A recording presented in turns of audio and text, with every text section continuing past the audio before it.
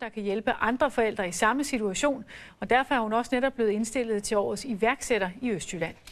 I forhold til at sove lidt dybere. Så er der hjælp at hente. Tyngden skal sove særlig meget i 2 år og blive vækket hver time.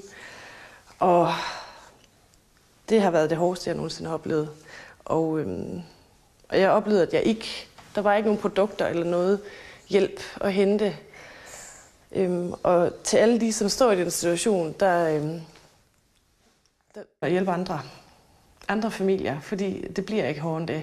Når man får så meget afbrudt søvn, og så lidt af det, så får jeg hjælp. For jeg bliver ikke rig af det. Men jeg synes, det er en super god idé. Da jeg hørte om det, der blev jeg rigtig begejstret, fordi jeg tror, at de fleste, der har spædbørn, de kan godt genkende den der følelse af, at man rigtig gerne vil afgrænse sin babys verden en lille smule. Så kommer du lige op igen.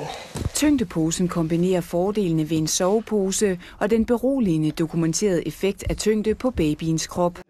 Jeg tænker også, måske det er hver 10. i alle mulige andre lande, og der er ikke noget produkt, der rigtig kan hjælpe. Så jeg begynder at bevæge mig ud over landets grænser inden længe. Du er sød. Du er sød. Hvordan sover du nu, så? Bedre.